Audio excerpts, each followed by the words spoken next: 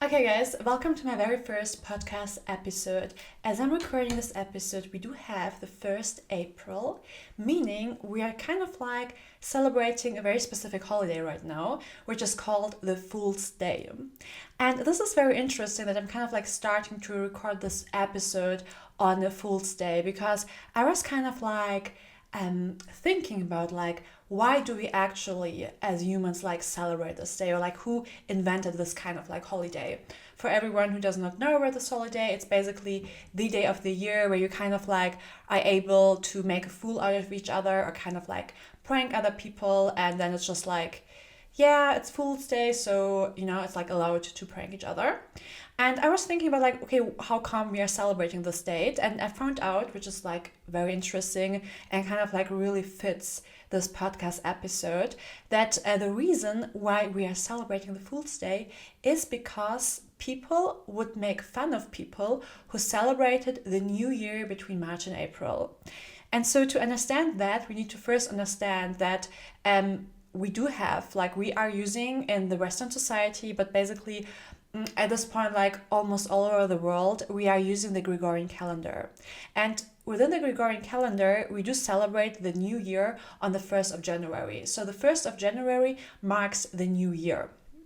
However, this was not always the case, okay? So there are still many cultures who do not celebrate the New Year's on the 1st of January. They have their own ways of calculating the New Year. But back in society, it was actually more normal to celebrate New Year's or like the new cycle of life during March and April, more specifically on the 20th or 21st of March, which we do call the spring equinox. So basically the start of spring, which is marked in astrology by the sign of Aries, because people or like cultures would see this period where the sun or like where the day and the night are kind of like having this equal length. Marks also the beginning of spring, and spring represents the energy of things becoming again, blooming again, like we are coming from this winter and then spring starts, right? So the beginning of spring was seen as the beginning of the new year and the beginning of a new cycle of life. Astrologically, this makes also, of course, sense because Aries is represented by the 21st of March, and Aries represents in astrology the very first zodiac sign, so the beginning of a new zodiacal wheel, right? So in many cultures, like in Iran, Iraq, Kurdish population, they do celebrate Nowruz, and this is basically, the new year. And they do also oftentimes use the symbolic of fire. I'm not sure if it's like in every culture the same, but in some of those cultures, like you would kind of like jump over fire, and this kind of like would also represent or like, be some kind of like ritual or tradition for celebrating the New Year's. And so it is very interesting because this used to be also the case for many pagan cultures. But at one point in history, the guy Julius Caesar kind of like decided that we are moving the new year towards the 1st of January. So there has been like a new kind of like calendar going on, right? And after a couple of years, there has been like another reform, and the Julian calendar was then kind of like seen as mathematically wrong calculated, and there was this new calendar which we are using today, the Gregorian calendar. But basically both calendars kind of like started with the 1st of January as a new year. And so you have to understand that this transition towards a new calendar wasn't very smooth. So it's not like everyone starts operating by this new calendar. There are still people or part of the population who used to use still the old way of timekeeping. So when there was this new calendar with the 1st of January marking the new year, people who used the new calendar were kind of like mocking or making fun of the people who were still celebrating New Year's Eve or New Year or the new cycle of life during the period of like March and April, right? So it is so interesting, kind of like for me, just like recording this podcast on that day, or kind of like having this connection between Nowruz and the Fool's Day, and of course the New Year. And yes, so you might think, why have been people so petty over like, celebrating the New Year in the beginning or within March rather than on the 1st of January? But we have to say that a lot of like pagan cultures have been very oppressed throughout the time, and even today, when Kurdish people like celebrate Nowruz in Turkey, they often get discriminated, as they get discriminated and oppressed for being Kurdish or like Kurds in general. So celebrating Nowruz in many cultures, specifically for Kurdish people, is kind of like still like a symbol of liberation, a symbol of resistance, the symbol of fire. So it's always has been kind of like political, and it's still kind of like political because everything is kind of like political. Basically, this is like what I'm also talking about in this episode, and this is also why I chose to kind of like speak about this episode, about the very first episode in my podcast. I want to speak about calendars, and I want to speak about timekeeping, because as you see, like the way we are using calendars nowadays, or the way we are operating by the Gregorian calendar, is not necessarily something which we would call being aligned towards the stars and towards the sky and towards our biological rhythm. Actually, there have been like many reforms throughout the time, and many influences by colonialism, by capitalism, by industrialization, that kind of like forced us to not align the way we are keeping time with our biological and natural rhythms. So the rhythms we are living by today, like having a 7-day week or a 24-hour day, those rhythms are not necessarily natural. They're kind of like more artificial way of rhythms we have been influenced by, and we have been operating since our birth in a way, and we're still operating by it. So this is why I'm going to explain in this episode kind of like the history of calendars, and I want to compare it also to the astrology, or as I like to call it, to the astrophilosophy. Astrophilosophy basically meaning that I do not only use astrology in a way to analyze people's behavior or to kind of like make forecasts for individual people or individual zodiac signs. I like using astrology sometimes also as a concept of philosophy, and as a way to kind of like share a new perspective on themes which are political or sociological, to kind of like expand our mind and our horizon a bit. So I want to kind of like give us the connection, because I believe this is very important, because my aim with this podcast is actually to have a more radical approach towards astrology. When you think about pop cultural astrology, like nowadays, when you scroll on TikTok, on Instagram, you will oftentimes see videos about astrology which are often connected to the individual. Like, for example, how are Aries people doing this April, or how to find your spouse within your birth chart. And I do believe that this kind of content is allowed to exist and has also its benefits, because using astrology to improve your individual life can be very helpful and can be very important.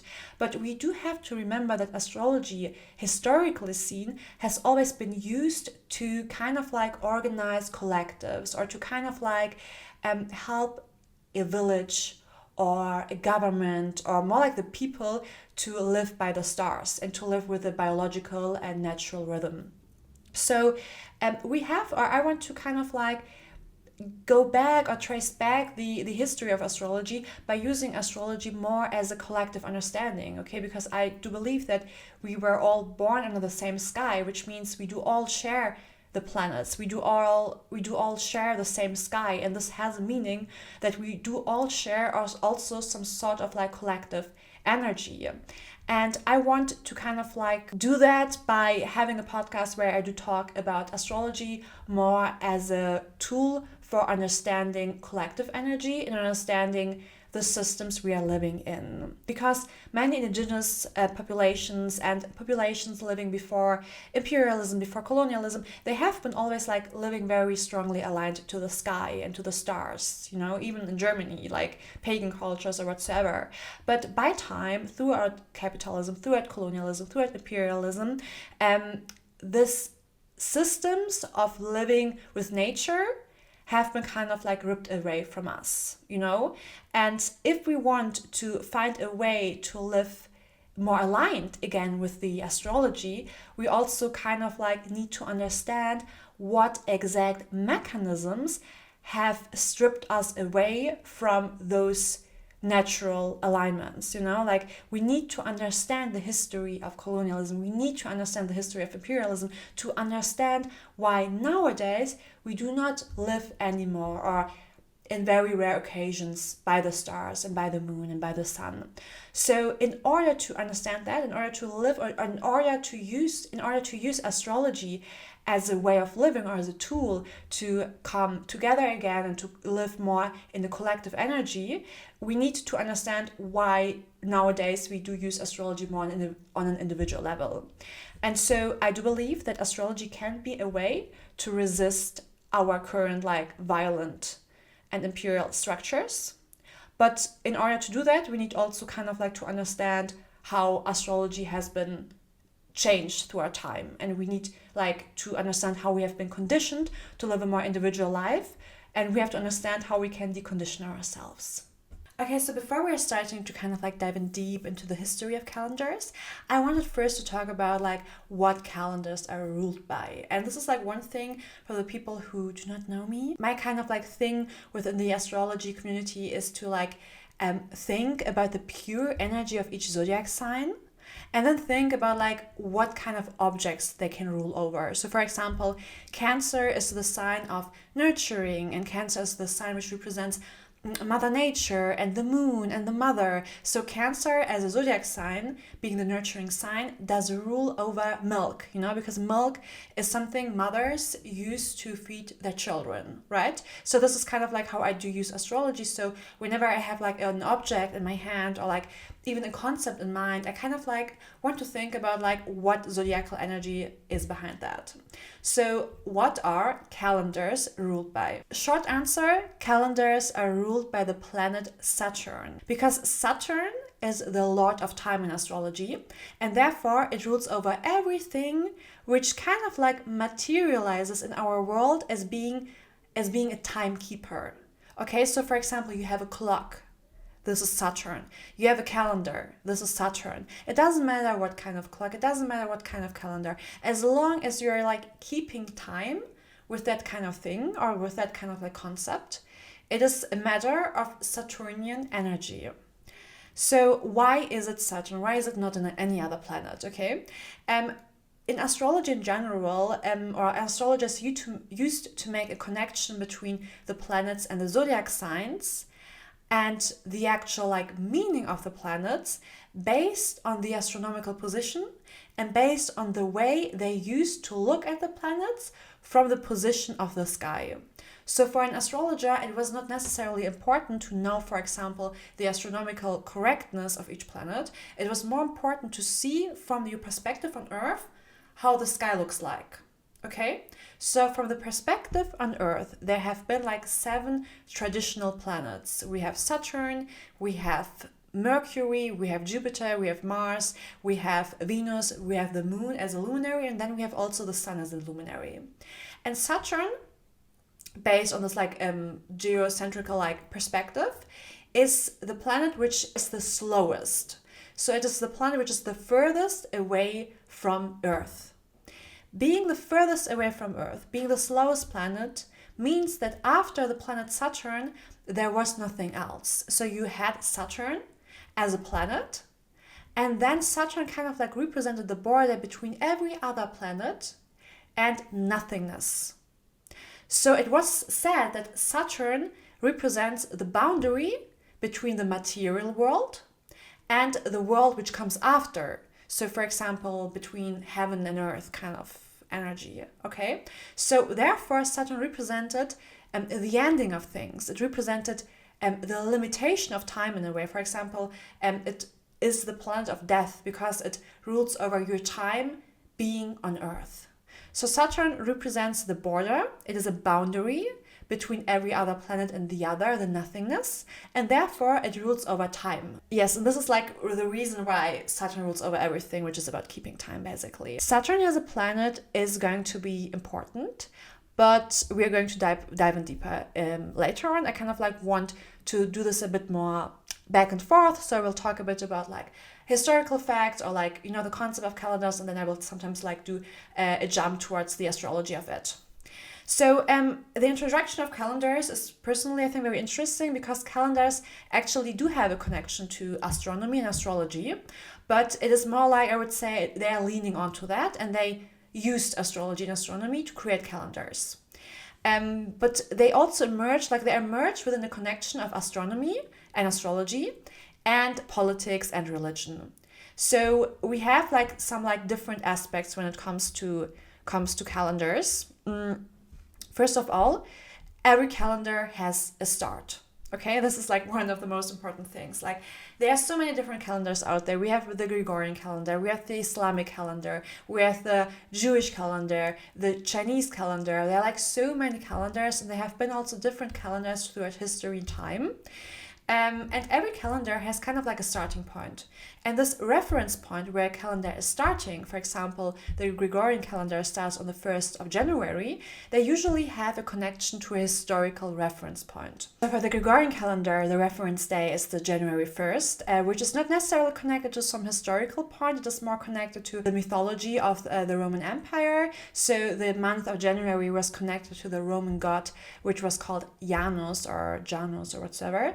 And he represented two faces, and one face represented the past and the other one the future. So they kind of like said it fitted during that time. At the same time, the 1st of January was also connected to some like Roman Empire meeting they usually held on that date. So for him, it was like making sense to have the New Year's beginning on that during that time.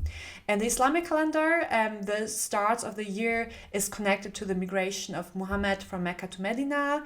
And then, for example, in the Chinese calendar, every new year starts with the second new moon after the winter solstice. So usually like the new year in many cultures does not necessarily have some like astronomical reason behind it. I would say for the Chinese calendar it does, but even for the Chinese calendar there is like some historical reference point through when they started counting the years. I think it was kind of like connected to the different like epochs within China.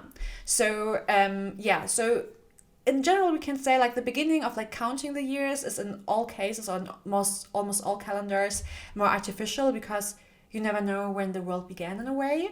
And specifically like for starting the new years, you have like some more fixed dates as in the Gregorian calendar, or more like unfixed dates as in the Chinese calendar. With the Gregorian calendar, there are like some coincidences within like the pagan traditions of like celebrating the winter solstice, and then also like celebrating it during the time of the new year. So like between the 24th of December and like I think the 6th of January. So during that time, the pagans used to celebrate. The days are getting longer, and there have been like many pagan tradition to like celebrate that time. And then later on, Christianity was kind of like, oh, you pagans, I don't want you to celebrate your uncivilized or like weird ass holidays. And they kind of like took those holidays and rebranded them as like Christian holidays, and this is why we do celebrate Christmas on the 24th or like during the winter solstice.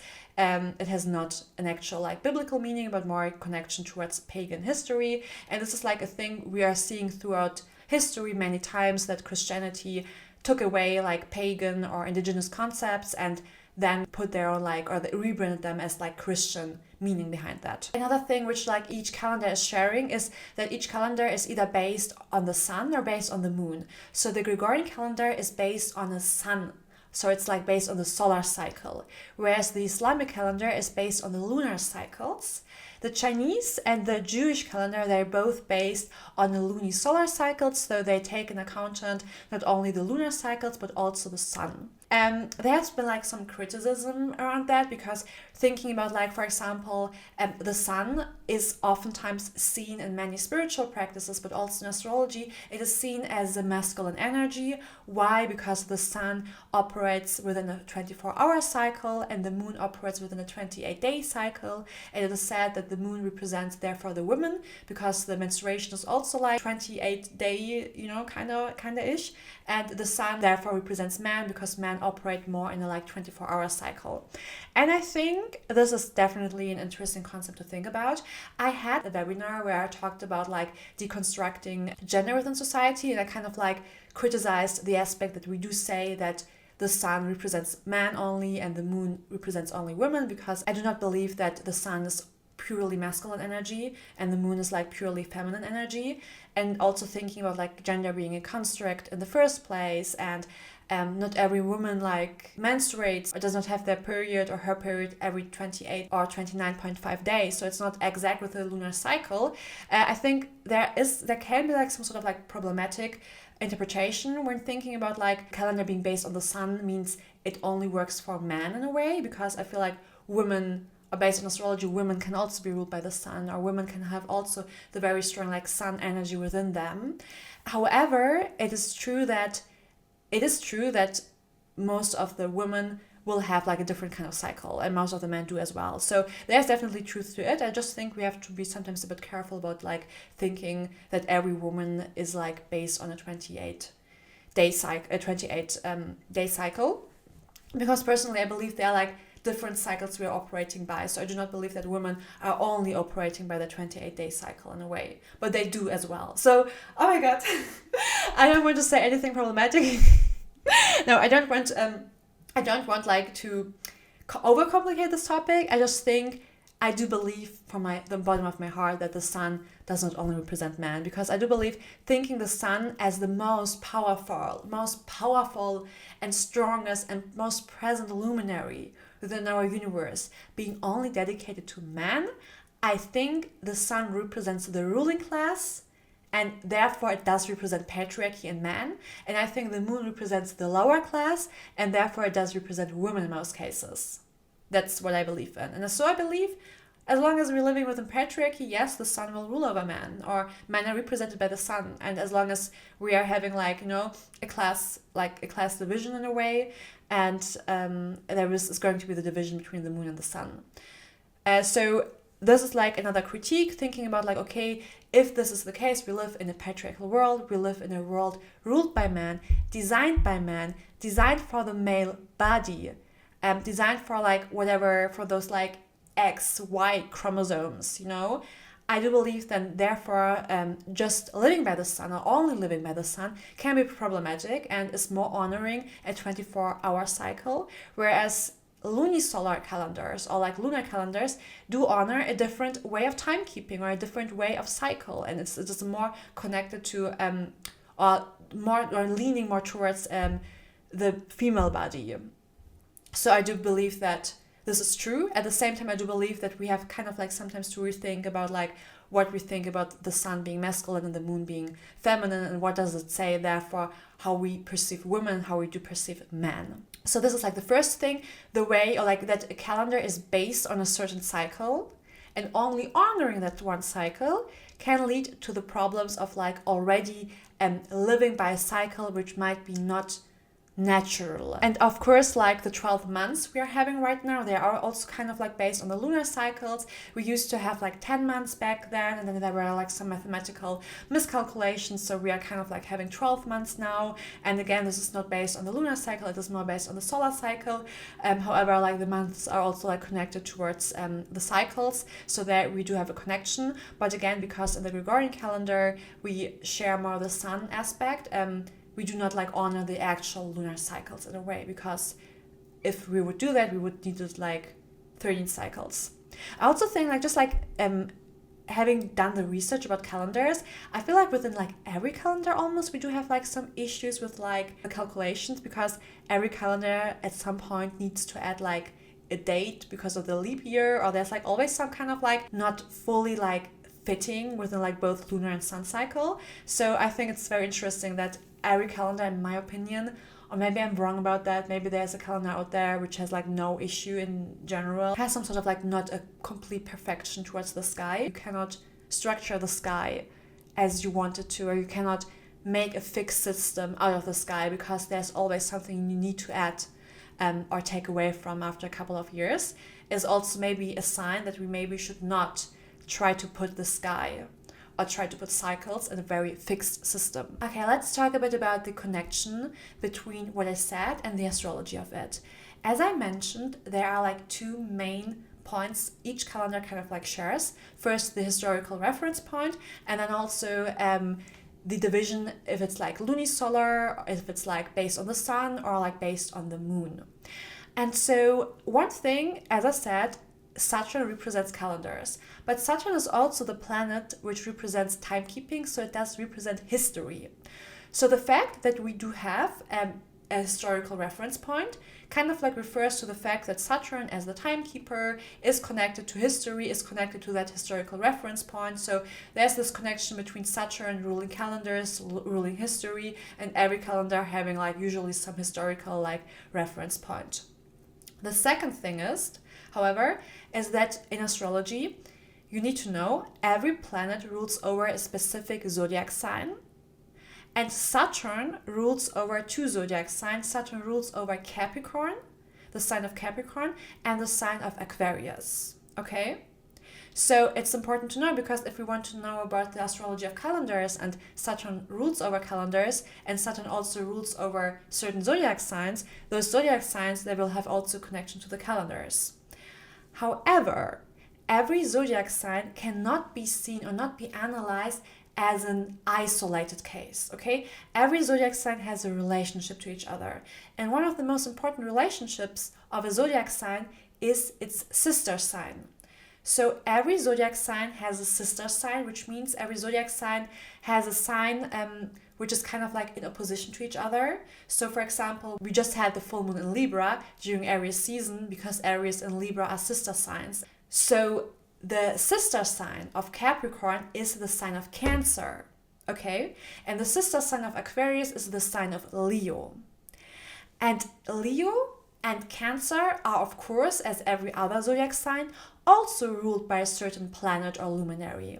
So Cancer is ruled by the moon, and Leo is ruled by the sun.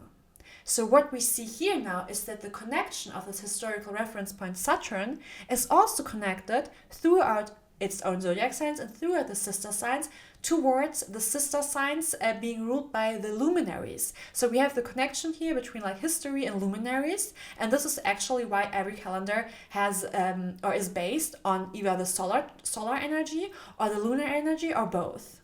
Because the sun and the moon are connected to Cancer and Leo, and Cancer and Leo are connected towards Capricorn and Aquarius, and Capricorn and Aquarius are connected to Saturn. About Capricorn and Aquarius being connected to calendars, Capricorn rules over the past. It is the aspect of Saturn which represents the past, and Aquarius rules over the future, so it represents the aspect of Saturn ruling over the future. So this is why we have also the connection of Capricorn and Aquarius being connected to calendars where we do have the past and the future. However, I will talk about the aspect of past and future by the end of the podcast as well. So, but why were calendars actually invented in the first place? Because many cultures, like many indigenous cultures, many pagan cultures, like actually society has always used calendars in a certain way. So they always used the sun and the moon as a way of like timekeeping. Okay, this was mainly used to organize agriculture and to kind of like celebrate the seasonal cycles. Of course, like back then people would live more aligned to the nature because they were not living in an artificial room with artificial lighting. So they had to keep track of the moon. They had to keep track of the stars to navigate their own life, you know? This has always been the case. In Africa, like specifically in Egypt, like they would analyze the star of Sirius, which was linked to environmental events like the flooding of the Nile River, which was then again crucial for farming. Many of you maybe have heard the term of the Lion's Gate portal being the 8th of August, which is like used to celebrate and manifest big new things. This is actually a pop cultural celebration which is based on Egyptians back then analyzing or observing the star of Sirius, and when the star of Sirius were rising, this was linked towards the flooding of the Nile River, which then would promise a better agriculture because then there was like more fruitful energies.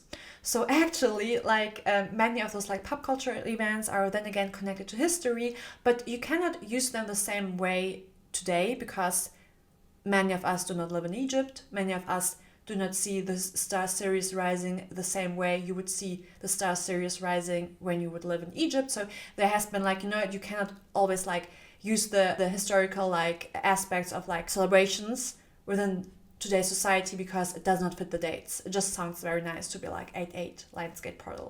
But I just talked about that in many other TikToks of mine. Just in general saying the sky has been always used as a way of timekeeping, and it was useful, and it was like in alignment towards nature. However, the Gregorian calendar, the calendar we're using today, was later introduced across much of Africa, across all of the colonies, because they needed a standardized way of timekeeping to be able to govern and to control a country, a population, and to kind of like bring civilization and what kinds and what violent kinds or whatsoever. So basically, there has always been a way of timekeeping, but the Gregorian calendar was also based on some astronomical and astrological events, but at the same time it was kind of like modified very strongly and then used as a tool to control a society and to kind of like then rip away the traditional and indigenous ways of timekeeping.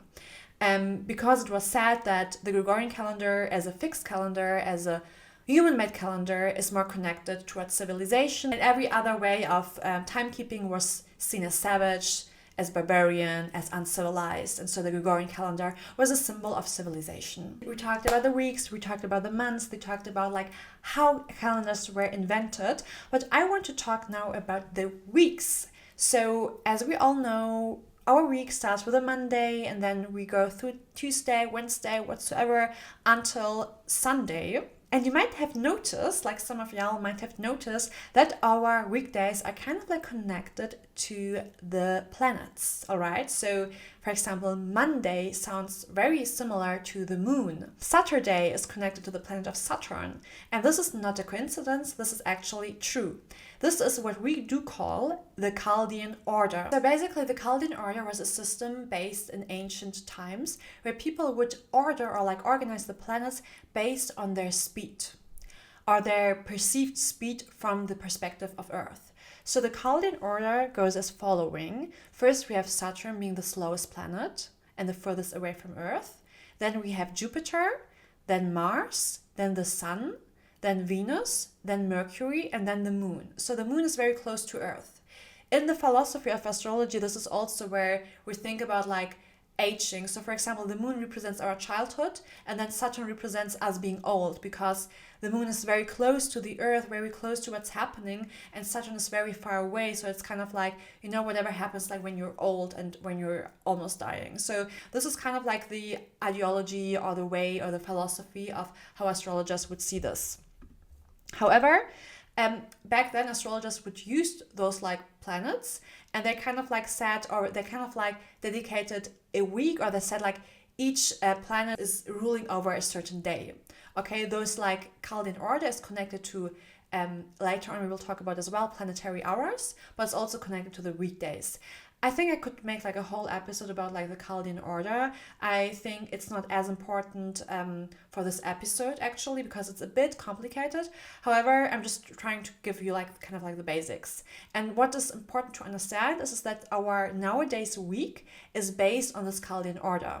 So our week starts basically with a Saturday, Saturn day, and then we have the Sun day and the Moon day and the Mars day, Mercury day, Jupiter day, and Venus day. So we have Saturday being ruled by Saturn, Sunday being ruled by the Sun, Monday being ruled by the Moon, Tuesday, I think in French it makes more sense, like in French you say mardi, which is then ruled by Mars. Wednesday, again in French it makes more sense, there you say mercredi, which is ruled by Mercury.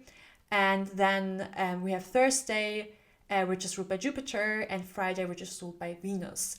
So as you see, it is not the exact same order as within the Chaldean order I mentioned just before that. There's a reason to it, because we have to think about that the Chaldean weekdays are not based on the Chaldean order, but the 24 hours are based on the planetary order. And since we do have 24 hours, and if you divide 24 through 7, so 7 weekdays or 7 planets, you have then a difference of the number 3.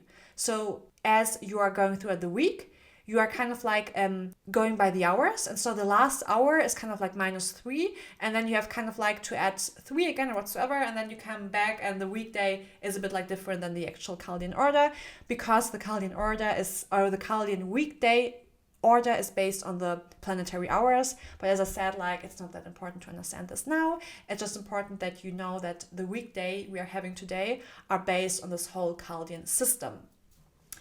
An interesting fact here, Christianity was like, oh, the number 7, this sounds very biblical, you know, like God needed 7 days to create the world. We are taking this system, we are using this for our calendar because it just makes sense, or it's just kind of like connected, or it makes sense with Christianity.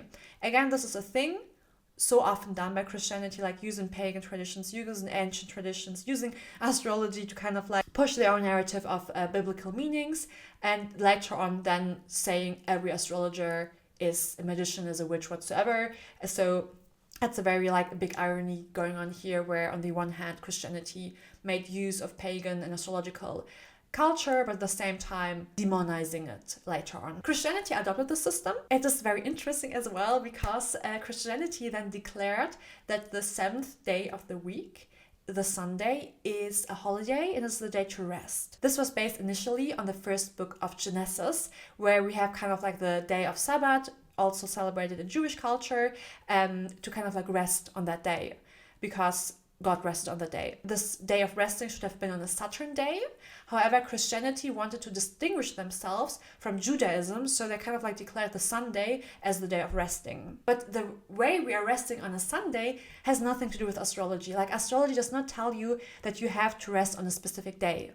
Actually, astrology wants to rest you, for example, throughout winter season or throughout the night. Like, there's no day in the week where we are like, okay, on that day you have to rest. This is not related to astrology. So it is very visible here how Christianity took one day and said, this is the day we are resting, because God rested on the day. And then on the other 6 days, we are working. Okay, so you see here, Christianity is not only connecting their own holidays, like taking away things from astrology and then connecting some weird ass like resting day.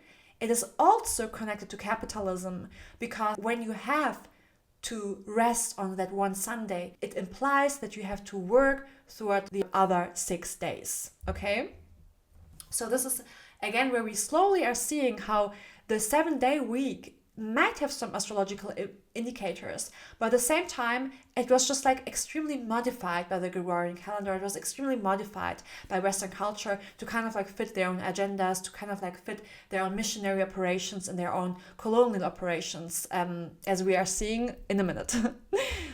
So as I already mentioned a bit, we do not have planetary weeks. We do have also planetary hours.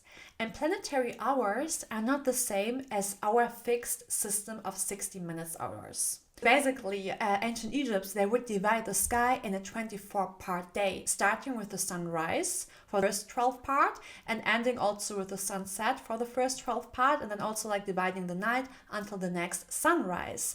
So this basically means that every day, the day started in a different time.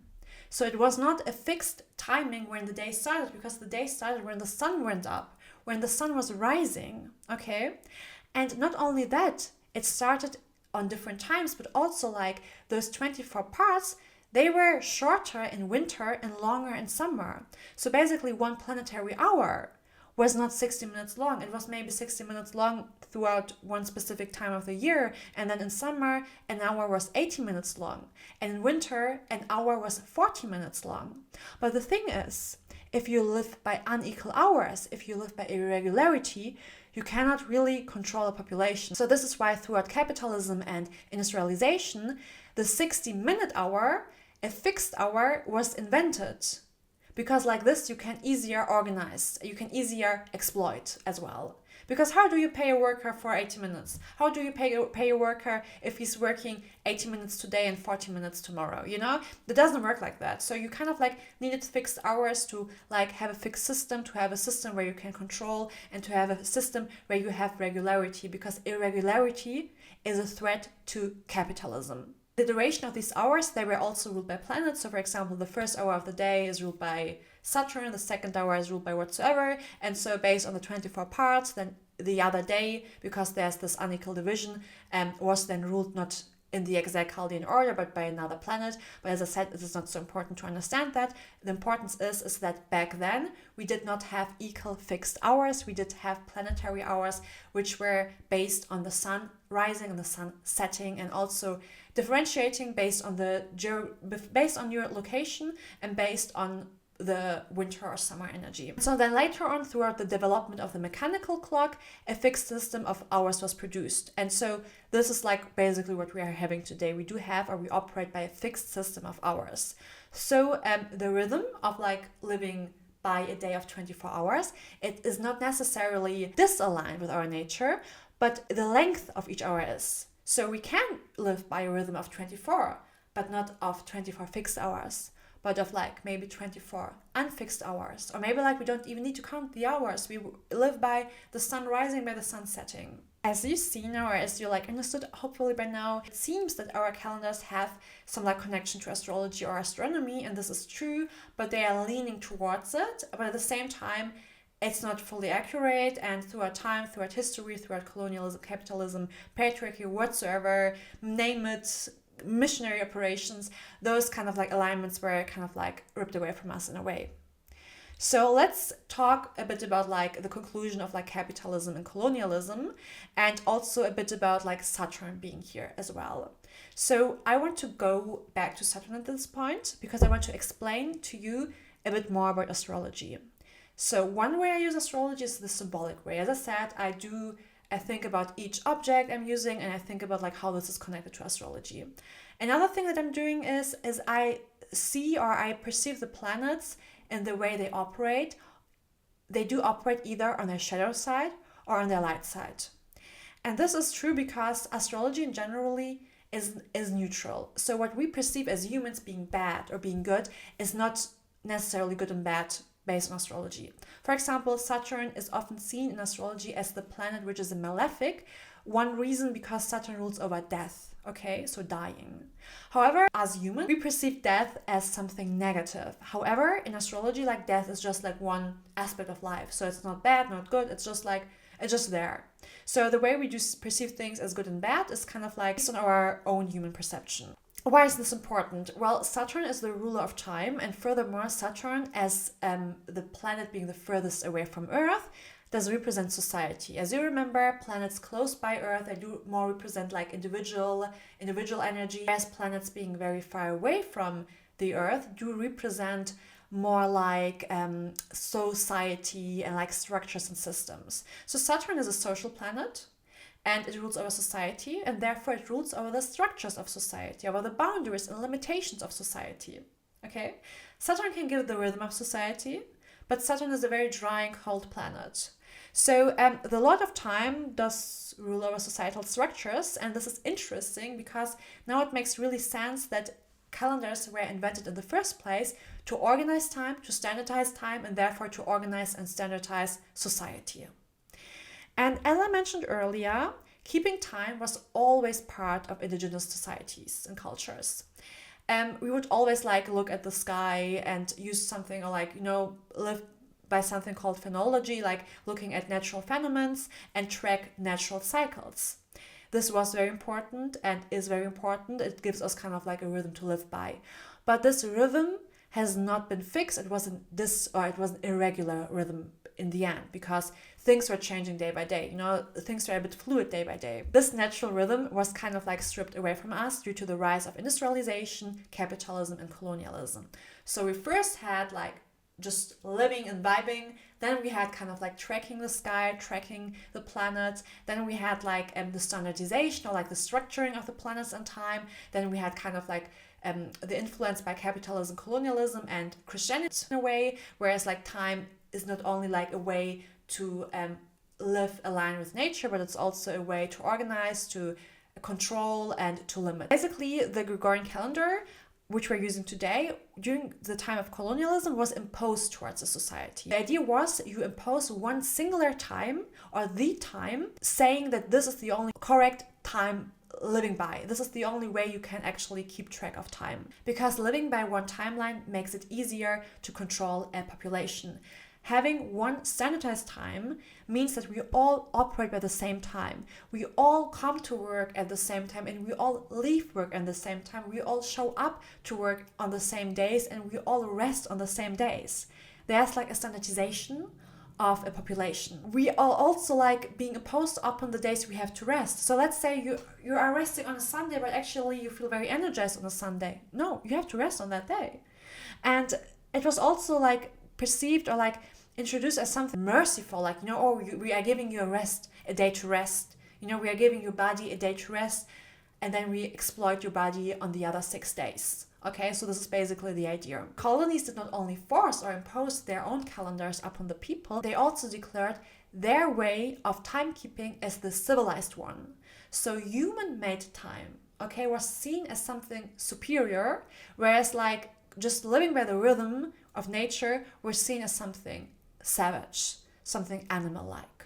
Okay, there was like one anthropologist writing that a primitive man rises and goes to bed with the sun.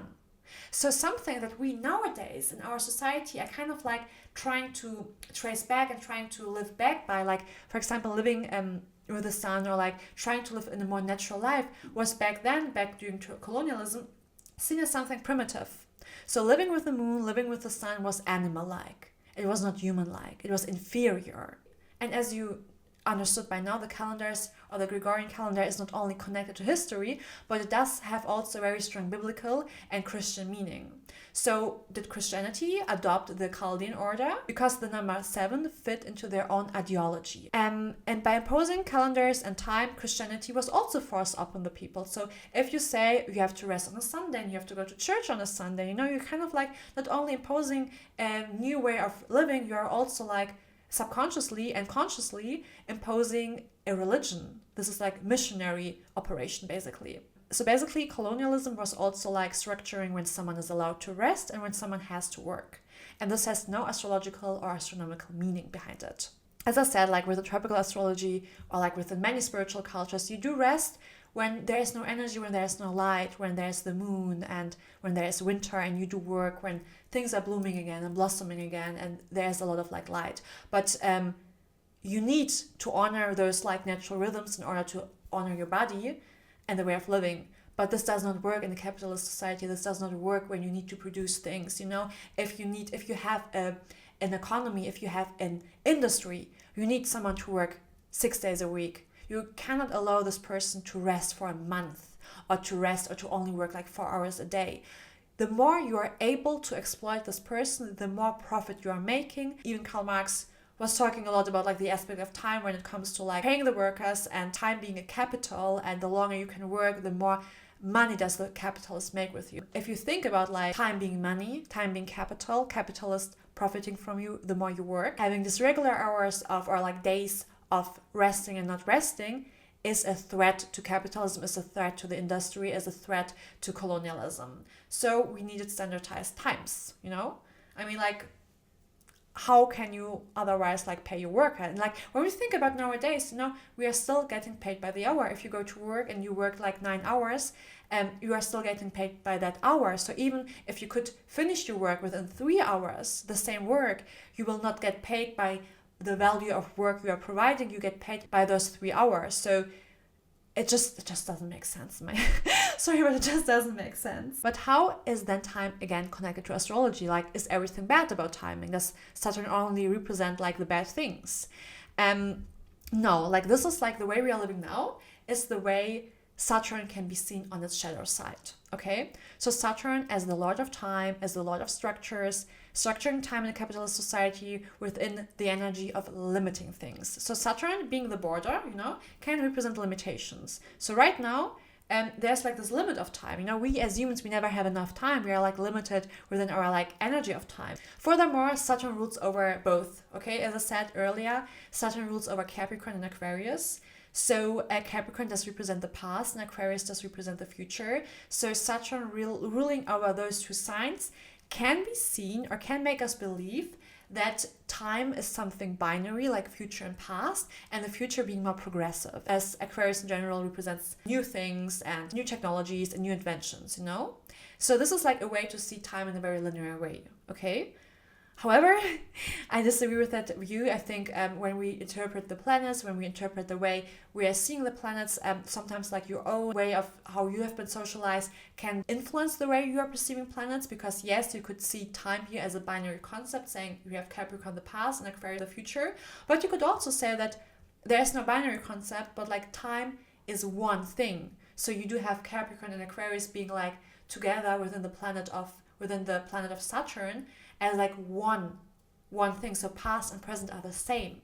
Okay, and therefore we do not have this like linear timing. We do not have this energy of like linearity being progressive, which is not as we do see literally right now. Like thinking about like every war happening right now. Like we are not progressing as a society, not necessarily. Like this is also a colonial way of thinking, because we would assume then that ancient wisdom is not useful, right? Because as we progress, as we are living in the future, we do progress, and therefore everything happening in the past is not useful anymore, has not been progressive. But this is not true. We know now very well that many ancient wisdoms are actually way more progressive compared to how we are living now. Also, like thinking about that some people or some countries are still stuck in the past. For example, when I think about my own family, and when we talk about like Kosovo, like I'm from Kosovo and there was a war, so many people are still dividing the way they perceive history, or they perceive the present as in like a time before the war and after the war. So even like the way we are perceiving time can be very different based on like where you come from, basically. Also, like some countries are still stuck in the past, like just thinking about how Donald Trump said that he wants to bring back Iran to Stone Age. So the present and like bringing something back to the past, again, is the same, is very strongly connected to each other. So, okay, as I said, this is like one way of perceiving time. But in astrology, there's also something called dignity. So this is basically, like dignity basically means a way to determine a planet's strength. So each planet and each luminary has one sign in which they are in domicile. So it basically means they feel at home in this sign. For Saturn, this is the sign of Capricorn and Aquarius, because Saturn rules over those planets. And there's also a sign in which the planet is in fall, and it means it does not do well at all. And for Saturn, this is the sign of Aries, okay? And then there's also a sign in which a planet feels exceptionally good, and this is called the exaltation, and this is, for Saturn, the sign of Libra. So Libra represents the exaltation of Saturn, and if we want to understand more about Saturn and timekeeping and whatsoever, we actually need to understand a bit about Libra. So Libra is the 7th sign of the zodiac, and it represents balance, okay? Because you have Libra here, then you have 6 signs on the right, including Libra, and like 6 signs on the left. So it kind of like is the mid of the zodiac, and it does represent a connection which is connected to pure harmony and to pure wholesomeness. So if you think about the golden ratio, right? Like if you think about harmony and balance and therefore beauty, this is like the sign of Libra. This is like the energy of like balancing things out, the energy of symmetry. And thus it is connected to the geometrical form of a circle. Libra represents circles, as circles represent usually an energy of wholesomeness, of perfection, and of completeness. So Saturn being exalted in the sign of Libra is also represented through Saturn itself. Like Saturn literally has a very strong and very present circle around him. Additionally, Libra does represent compromises. It does represent relationships and balance within people and within human connections. It is the sign of diplomacy. So I think here we do also see like how the importance of time is about like making time for each other. Like Libra not being the sign of ego or not being the sign of individual. Libra is the sign of diplomacy and like human connections. So it's basically about like making time for each other, like balancing time in a way. Like you need to have time for many things at once. You need to have time for different people. So it's about like balancing this time, not spending too much time on one thing, not spending too much time on one person, but also like being spent time on, like the energy of like there's a balance going on.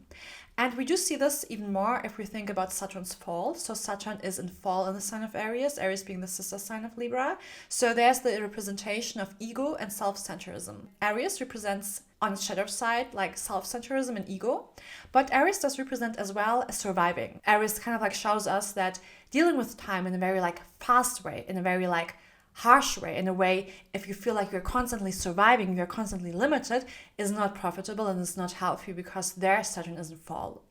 So Saturn in time doesn't want you to rush it. It wants you to balance it out.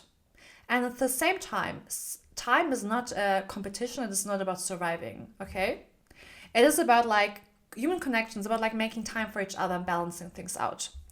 And the other thing is like time exists in cycles, in circles, you know? Since Saturn is exalted in Libra and Libra represents circles and Saturn literally has a circle around him, time can, within the astrological energy, exist in circles. So there's no progressive or no linear progressive energy of time. It is a cycle. We wake up every morning and a new cycle starts. Life begins. The season of Aries leads us towards a new zodiacal cycle, towards a new year. We have 4 seasons, each also led by a specific sign. So does Aries represent sign of spring? It does represent the leading of spring. Cancer does represent the beginning of summer. Libra marks the beginning of autumn, and Capricorn marks the beginning of winter and the winter solstice. You know, there's like so many signs representing a new cycle of life, and those are all like one example of a cycle.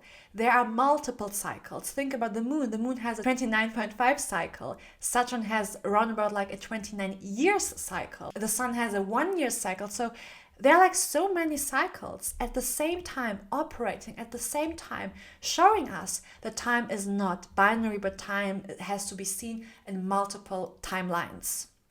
We have a full moon every month, you know, the sun rises every day. So there is like a multiplicity of time cycles being there. And this you can also see with astrology, because you have your birth chart, but then you have every year a solar chart, then you have every year every year a perfection chart, and then you have every day like something called secondary progression. So even as in astrology, when I'm analyzing someone's forecast, I do not only analyze one chart, I do analyze like 4 charts at the same time, because this person is not operating only within one timeline, it is operating within multiple timelines and multiple cycles at the same time. We have a clock here. The clock is a circle, it's a cycle, it's Libra, it's Saturn being exalted in the sign of Libra, as Libra represents circles and cycles. Okay, so we do see that there's something which I would say a natural form of resistance. When we think about no resisting, when we think about like what now, okay, like we have all of this like colonialism, capitalism, blah, blah, blah, and kind of like the way we are operating within this world is not aligned to our nature. What should we do? Because most of us do not have the privilege to resist this kind of time, you know? I remember myself, like I had this client, like it was, I think last year, and I was on my period and I had like period cramps, you know? So I was not doing well. And I was like, oh my God, now I have this kind of like meeting and I need like to work.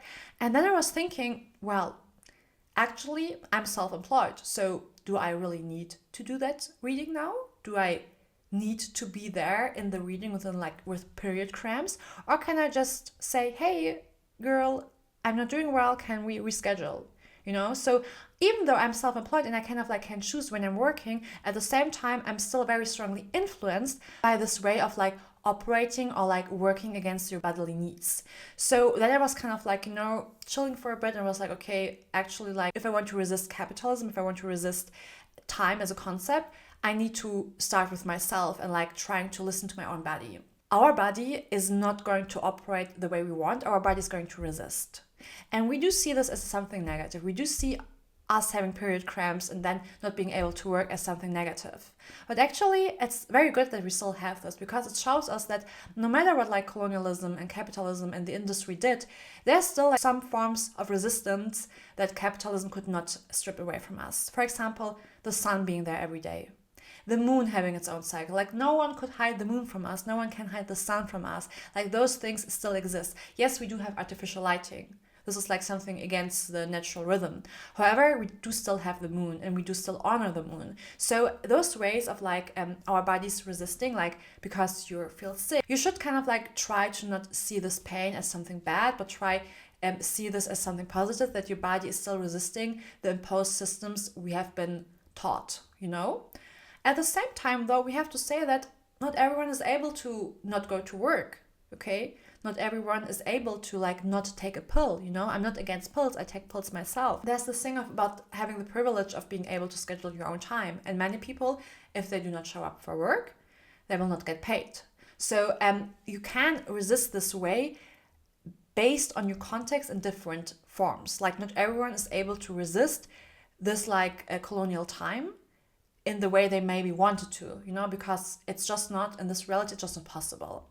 And so I think it's okay to honor that. Think about it, like be aware that the way you are living is maybe not connected to your bodily needs, but maybe to connected on what is imposed onto you. So like by having awareness, you kind of like also can see at what points of your day you can resist this colonial time, and kind of like think about like being there for yourself or being there for others. As I said, like being there for other people as well. A historical aspect of like how people resisted was, for example, to burn and to destroy and demolish clocks. So mechanical clocks were literally destroyed. Because this clock was a symbolization of colonialism, this mechanical clock. The church bell, the bell literally like being so loud, reminding you of the time, like the time literally being forced onto you with a sound. And this was not seen as something positive. This was like seen as something you have to demolish, you have to throw away. So basically like doing that, throwing away some clocks, burning them. You know, I believe that burning and destroying things can be a very catharsis moment. So I'm not against that. Another aspect of history was like just simply not working, coming late to work, working slowly. Fanon said that the natives' laziness often emerges as the conscious sabotage of the colonial machine, whatever. Basically saying that colonizers would depict or would describe the people living within the colonies, like African population, for example, as lazy. You know, this like narrative of them being lazy and not wanting to work.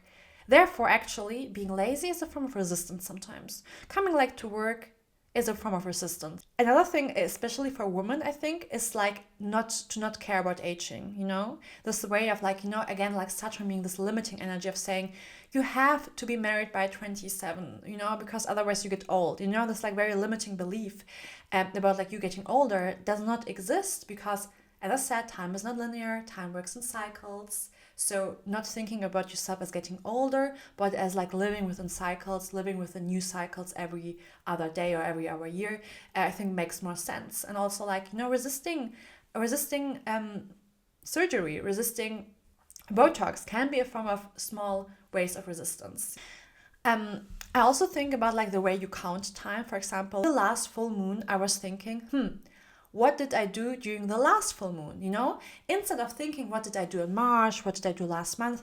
I was thinking in timing as something like, what did I do during the last full moon? Okay, guys, I do not have much battery left. So basically those were like kind of like small forms of resistance. I think just like being aware of it and trying to like not stress yourself out, not being mad at your bus driver for like being too late, but like being mad at the system, being mad at capitalisms are small ways of like resisting. And then also, as I said, you can always be a bit more, you know, like destroying something.